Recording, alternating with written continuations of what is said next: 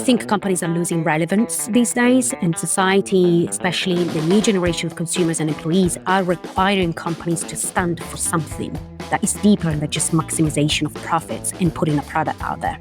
That's Ilenia Vidili, Customer-centricity advisor and author of Journey to Centricity.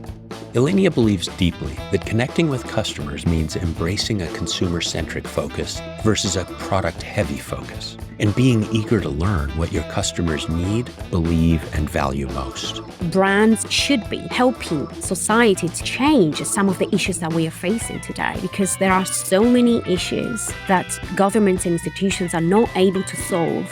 And I think businesses especially have a bigger power than governments and institutions. On today's Net Promoter System podcast, Ilenia explores how companies can positively impact greater society by driving empathy, building trust, and creating an environment where making mistakes and showing vulnerability is both accepted and encouraged.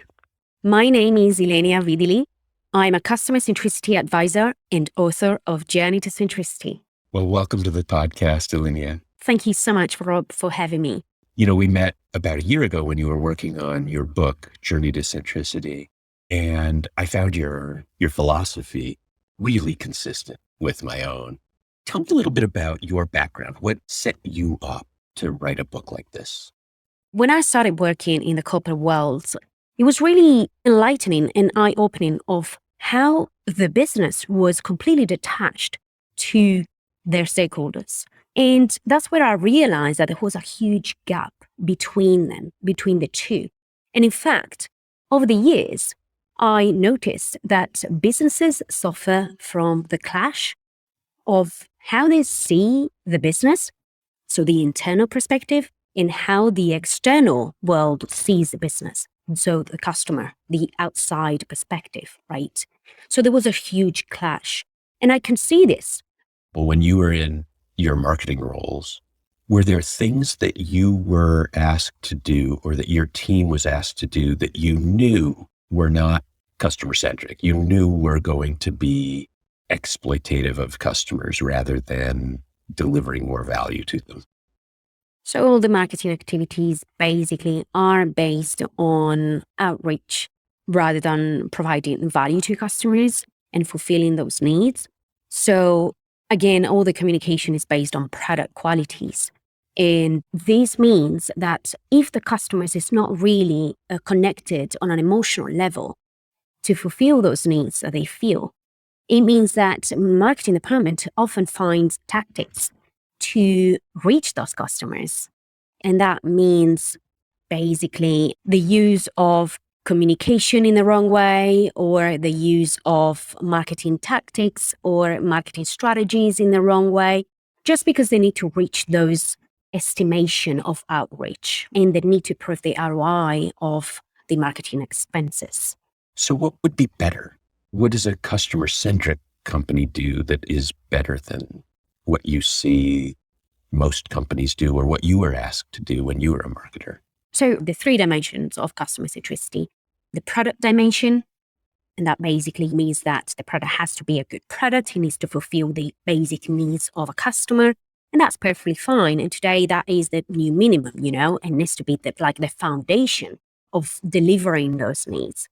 Then we have the experiential dimension, which is the value that we create by delivering that product. Do we create good experiences? Do we create that connection with the customer? The third dimension is the emotional connection, the emotional value that we create, okay? And that is, so looking at the deeper values and beliefs of the customer. So connecting with them, not just on basic needs of the product, but what do they actually believe in terms of, are there any societal issues that this company is trying to fulfill, to solve, that can perhaps connect with a customer? We should really shift our marketing activities from product-centric to customer-centric. So what does the customer need? What does the customer believe?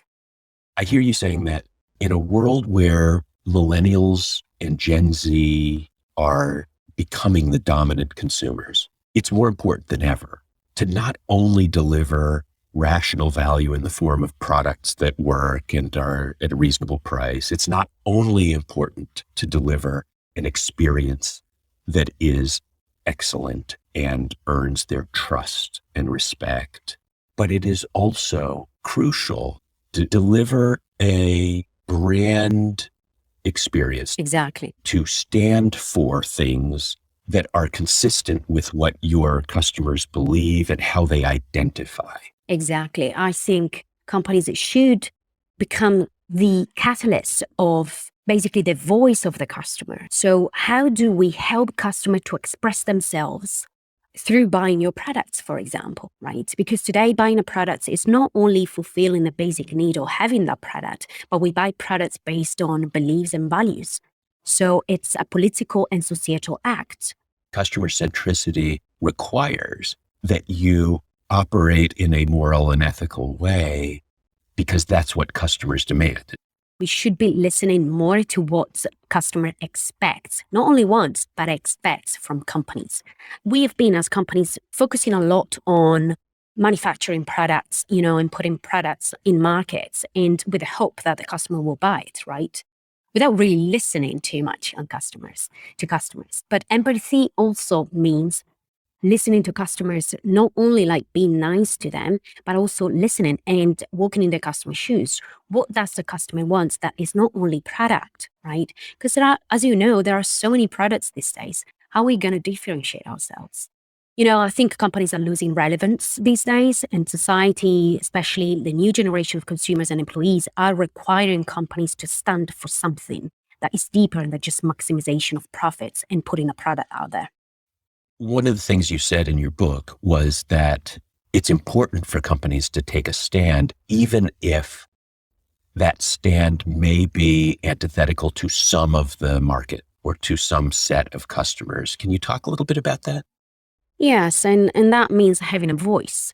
And that means having a position on something that they truly believe in. Brands should be helping society to change some of the issues that we are facing today, because there are so many issues that governments and institutions are not able to solve. And I think businesses especially have a bigger power than governments and institutions. And I think customers and employees believe more in businesses than they do in governments. And that's why I think there is a deficit in trust, and companies, they can really earn that trust from customers and employees, and they can do something to change some of the societal issues that we are facing. Because we have many. These days, we have many. It's not like 20 years ago. They are completely different, the ones that we had 20 years ago. But these days, we have a lot of issues, especially climate change is one of the, we have loneliness, we have lack of empathy, we have lack of trust, we have a lot of problems. Yeah, let's dive into one of those. Sure. In the book, you wrote about how Illy Cafe has taken a position on the sustainability of its supply chain, on the sustainability of coffee growing. That has to be expensive for them. So why does that make sense? Why does investing in climate change initiatives benefit that company beyond what it costs them? Yeah, sure. So I based that chapter, I know the chapter you're talking about is a chapter of purpose. Illy Cafe is based on, they have a business model which is based on creating shared value. It's a strategy that not only looks at the selfishly at, the purpose of the business, but also the purpose of the positive impact on the wider society. And I think that's incredibly important.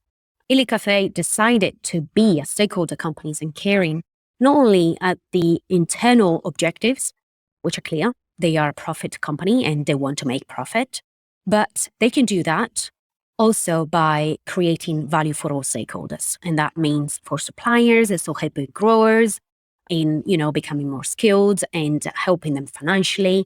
And that also means customers, so creating a better product that is more natural. And that means helping those clients and those customers having a better product. Also, employees, they have, a better work-life balance and etc. We are facing a change in the business narrative that It's not only required by some business leaders to behave ethical in the world, but it's required by everybody, by the world itself, by society itself. And we can definitely do both maximizing profit and helping stakeholders grow and create value for all of them. And Illy Cafe is one of the examples. There is another example of a utility company. It's Enel Group, which is an Italian multinational. I would invite your audience to read Illy's example and case study. They are, of course, they face huge cost, and that's a matter of fact, but it's just a different business model. So they are able, it's a long-term effect, it's not a short-term effect. So in the product-centric mentality, companies have the objective of creating profit on a short-term basis. For Illy Cafe, for example, they have the profit objective, but it's a long-term thing. And in the meantime, they can also help stakeholders to grow alongside with them. Talk a little bit about the utility company example as well. I think that's an interesting one. Yeah, so it's the same business model. They base their business model on creating shared value. What I found, it was incredibly interesting for them. You know, when we talked about the rational value, the experiential value, and the emotional value, right? These two companies. So the product is great, and we all know that Illy Cafe is one of the best cafes in the world. Experience, it's amazing. You go into one of their cafes and you feel like the experience is great.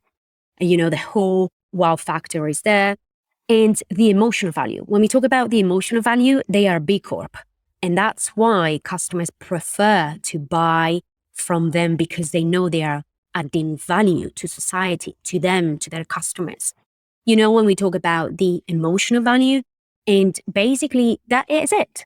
So customers today, they want to buy from companies that actually add value, that they have a higher purpose. And that is the connection of the emotional value that we talk about. For Enel, the utility company, is the same. So they are a profit company. They've always been a profit company, but they have a mindset of creating value for all stakeholders. And I'm going to make an example. For them, the objective was to basically create this new product, which is a cable that helps disabled people in a wheelchair to charge their wheelchair. Okay. And how much profit can you make out of that? Not so much, right? Because you can focus on other products that can make more profit. But the objective of this company was also to help those special customers. So what they did, in an old R&D department, what would happen is you create that product, you put it in the market, and you try to sell it. But what Enel did, basically, they involved the customers in the innovation, in the creation of the product. So they innovated with the customer. And that's where the customer centricity comes here. So they co-created the product with the customer. So listening to those customers, involving them in the creation of it, of the product, and making sure that the user experience was correct, make sure that they listen to the customer based on their actual needs. They followed all these steps. So the mentality, like there was a switch in the mentality, not from a product-based, but from the customer-based need. And that's why I loved about the new approach. In the book, you talk about how important it is to have both empathy and to earn trust. And I think a lot of companies understand that concept basically, but I think they struggle with how to operationalize it. What have you seen as the best ways to earn trust, to display empathy in a world that is increasingly digital and increasingly disconnected from human touch? Yes. So in my research, I realized and I noticed that we are experiencing an empathy deficit. And that is basically the result of an individualistic society. People are more interested in themselves, not in others. But the individualistic society is very much coming from a capitalistic system where companies and people in general, main objective is to maximize profit. And that's why we are today seeing this empathy deficit. But an empathy deficit means why is detrimental for companies? Because we feel it and see it in the way that we treat customers and employees. And that's why it's important that companies try to do their best in being more empathetic, in walking in their customers' shoes, try to feel what they need, etc. For example, Starbucks is one of the most successful companies in the world. Every Monday when they start a new meeting, what they do is they put a chair as, that is a metaphor for employees and customers. And for every decision that they have, they would basically base it on if for that customer or for that employees would be successful. Like, would this add value for the customer and for our employees? Yes or no? If it's a no, then they would just scrap it completely. And that means empathy. Empathy means really feeling what others are feeling, which I think is a huge issue in today's society. If we have a purpose, if our purpose as a business is only to maximize profits, we do it at the expense of everything and everybody. And then our customers would feel, and employees, of course, would feel that lack of trust. So how do we, I wouldn't say build because we can't, we're not in control to build that trust. We earn trust. 2 soft skills, integrity and empathy. Integrity is basically why you are alive, why you're here. So your purpose, empathy. Do you really understand me as a customer and as an employee? Do you really care about me? And then the hard skills are competence. Are you competent in what you do? Can you deliver what I need? And can I rely on you in terms of time and in terms of products as well? You gave the example in the book of some things that Microsoft was doing. And you also gave examples from Google and I believe from Amazon. And I think it's worth illustrating your point a little bit with some of those examples. Sure. So Microsoft Finland created an empathy package in 2019. And basically, as a technology company, they wanted to help parents, teachers, and children, young people. They wanted to give them the tools, the practical tools and guides and materials for building empathy, for being more empathetic. And how do they do that? As a technology company, of course, they face cyberbullying quite a lot. And basically what they did, they created a guide, a package with all the tools and the information to better prevent online bullying for their children, to teach their children that the power of empathy and why cyberbullying was wrong and what should be done instead. And they had a huge success in doing that because you see, when I mention that companies can be a force for good in society, is also by doing this, also by caring for their customers, caring for the wider society and not just for their objectives. They help them to practice how they can be more empathetic by active listening, encourage people to talk about their vulnerabilities and their mistakes. And when you do that, it creates an environment that people feel valued and trusted. Why do you think it's so rare that companies are able to demonstrate empathy for their customers? We live in an individualistic society. It's very difficult to show vulnerabilities. It's very difficult to show mistakes. We don't create the right environment for our employees. We have an environment that everything must be perfect within an organization. We have this authority power from the leadership. So if we are able to create psychological safety within organizations and create our environment where people feel safe and trusted and that we can have our vulnerabilities and we can do mistakes, then I think we can be more empathetic within ourselves and with others. You talk a little bit about N26 as an example of a digital native that has done some really innovative things. Most of our listeners probably aren't familiar with N26. Can you talk a little bit about them? Sure. N26 is a neobank, is a challenger bank based in Berlin, in Germany. Why did I want to talk about N26 in the book? Because N26 is the result of the financial crisis of 2008, where private and traditional banking were the issue. So disruption of the banking system started from traditional banking because they obviously didn't mistreated customers for so long that newer, more agile, and more understanding of customers, companies, startups, because N26 started as a startup, they disrupted the market, giving more digital application, more agile ways of dealing with bank, more friendly ways of dealing with a bank, a safer way of dealing with a bank, a simpler way of dealing with a bank, and a more transparent way of dealing with a bank. So that way of behaving as a bank basically disrupted the traditional banking system. After N26, there have been a lot more of those challenger banks, and banks today are really feeling the pressure because for customers today, establishment and legacy companies are actually a liability.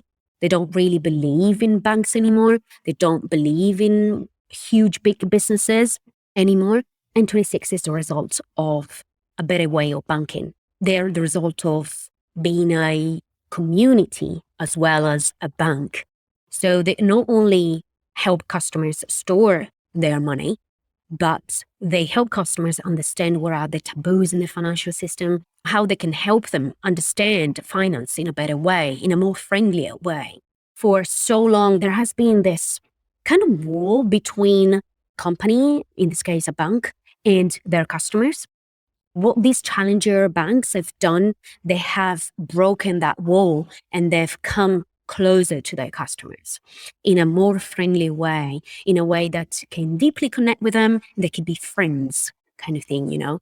So I really appreciated N26. And I'm going to tell you a secret. I'm not a customer of a traditional bank anymore. I don't have a traditional bank account anymore. It's been so long that for me now, I'm done with them.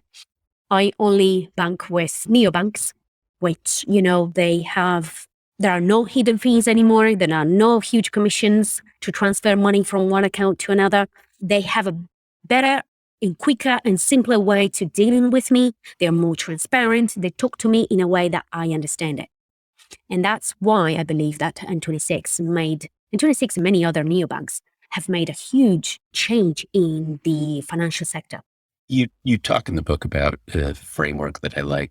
You talk about humanity, technology, and culture. And to a certain extent, we've talked about humanity, purpose. We've talked about technology. We haven't talked as much about culture. When you think about a customer-centric culture, what does that mean? What are the elements of a customer-centric culture for you? Well, transforming a culture from what it is to a customer-centric culture, it means transforming the whole organization, basically. Mainly, I believe that, of course, culture is the sum of norms and behaviors of the people.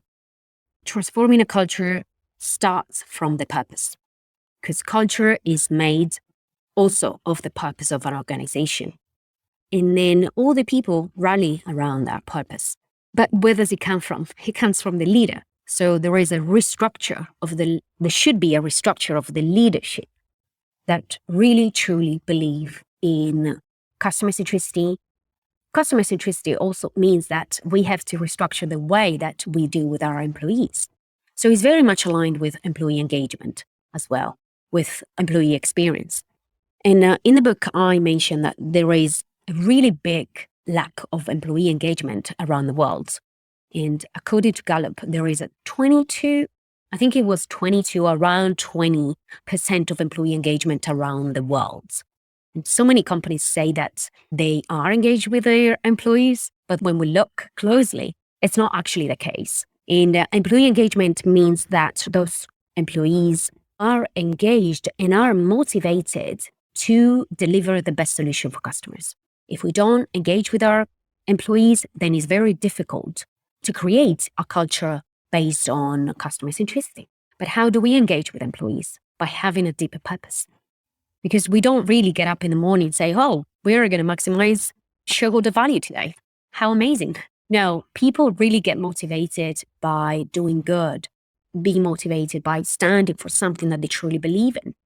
So we need to make an effort in really connecting with our employees. I think the employee revolution is there. We are seeing the great resignation is there. I've seen it with my own eyes. As you know, I traveled across the world as a digital nomad as well. And I started my own entrepreneurial journey while I was traveling because I truly believed that the business narrative is completely wrong and we should be connecting on a deeper level with people. We should be looking at people, not as numbers. And that's one of the biggest mistakes in businesses today. Let's say you're not a senior executive, you're not a CEO, but you are a manager and executive in a company that is not very customer centric, and you're trying from that role to make the company more customer centric. What are the things that you can do to help an organization become more customer centric? First thing I would do is I'll ask my frontliners, my employees, and then I'll involve customers as well in the co-creation of our new objective to become more customer-centric. There's a massive disconnection between what happens in the boardroom and the frontline employees. And I think we don't realize that those employees are the ones that actually have the answers because are the ones that deal with the customers on a daily basis. They understand more of their customers. But also we need to look at the outside perspective. I've seen companies that actually leaders and managers, directors that never, ever spoke with a customer in their life, in the working life. So how do we really want to connect with customers? How do we want to become more customer-centric if we have no clue of what customers need? I don't think that there is an executive in the world who would say, I have no clue what my customers really want or need. In fact, they would generally say, look, I deal with customers all the time. I am very, very focused on customer needs. You're saying they probably don't know as much as they think they do. And so how do you get them to understand the gap that they have? How do you help them become more aware of what customers really need instead of what they think they need? Well, and these leaders, they think like that because they're still stuck in the mentality. They haven't really exited from their bubble. What is that bubble for a second? Describe the bubble. The bubble for a second is the fact that they are still focused on their product-centric mentality, or they think they're customer-centric when they are not customer-centric. So being customer-centric for me is not optimization of a couple of touch points or delivering a good customer experience once or twice, but actually having a customer-centric mindset across the company as a strategy. Let me challenge that because I agree with you, but I don't think there are many people who are leaders in businesses who would acknowledge that they lack customer empathy or that they are not delivering a coherent and consistent experience to customers. So how do you break their resistance? Because they're going to say, look, I run the business so that it's profitable. I wouldn't be profitable. I wouldn't be as big as I am. I wouldn't be as successful as we are if we did not actually understand our customers and deliver to them things that they need and want. Well, that's what they believe, though. It doesn't mean that's true. Again, it's about perspective. So you see, if we step out of the boardroom and if we walk in the retail store, for example, and we serve customers, then we better understand what are the struggles, what are the needs that they have, what are the struggles of our employees. Because a lot of the time, we set policies from the top without really understanding what's happening at the bottom. And that means also outside the boardroom and talking actively to customers, like once a week. Can we do that? So I did an example on the book and I talked about Pizza Hut. The UK Pizza Hut CEO, what he does, he goes in the shop for 1 day a week and serves pizza to customers 1 day a week for a full day. And that means that it connects with them. It really understands what's going on in shop floor, understands what are the struggles. It understands what are the needs of customers. That is a tremendous, tremendous investment of time.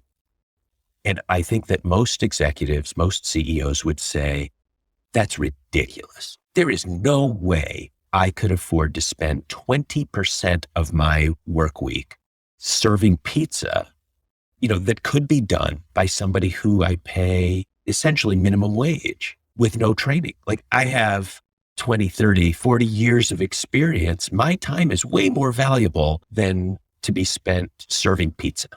And I only need to do that once or twice a year in order to really understand that. Like, they would say, there's no way I'm going to do that. But that means that they don't have a customer-centric perspective. Really don't.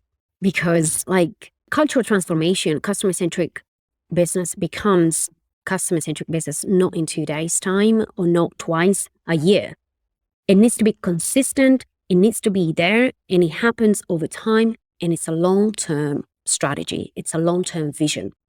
But let's take the perspective of somebody who you're trying to convince a senior executive to spend more time directly serving customers, in experiencing what it's like to be a frontline employee, experiencing what it's like to be a customer. And they're saying to you these things like, hey, my time is more valuable than that. I have other priorities. I need to be making decisions about where we open new stores. I need to be making decisions about new products. I need to be making decisions about policy and operations.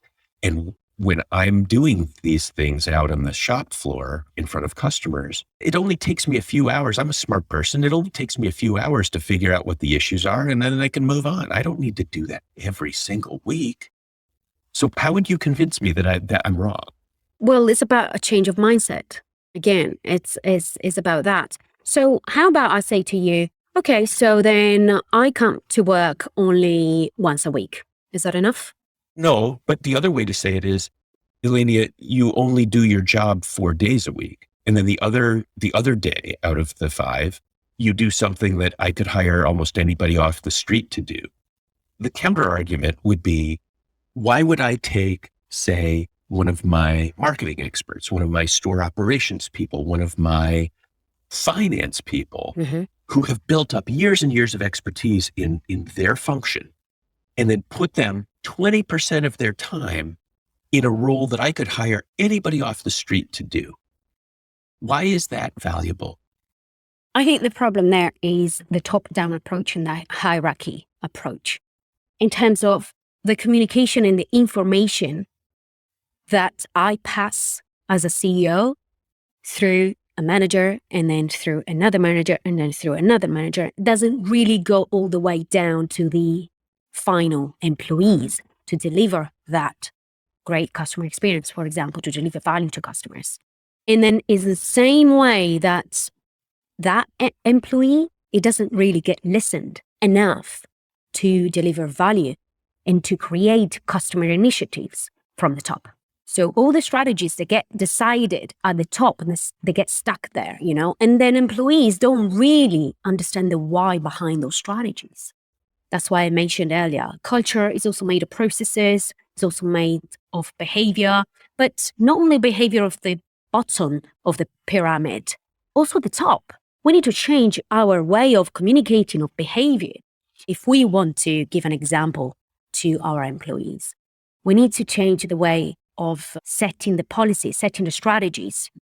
What I'm hearing you say is that the argument isn't only about what I learn as an executive by serving pizza in the stores. It's also about the example that I set and about the message that it sends to the rest of the organization. Absolutely. About what's important. Absolutely. Because if I see that you, my boss, as a leader, you are coming down and you are sweating and serving customers and trying to understand what are the issues, trying to understand what are their needs, their problems, the pain points, then I'll make a huge more effort to serve those customers as a frontliner, for example.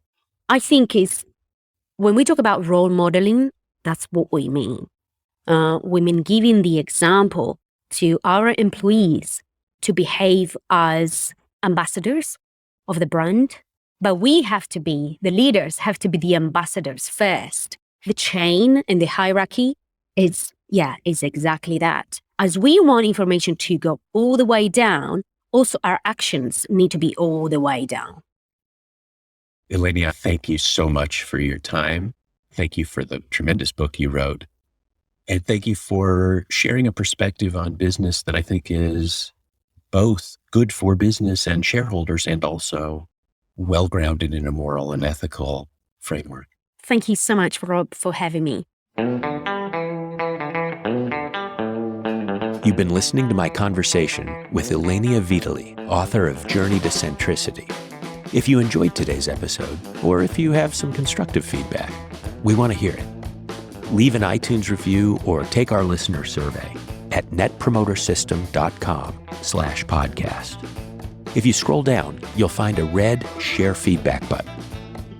I'm Rob Markey, and this is the Net Promoter System Podcast, a production of Bain & Company.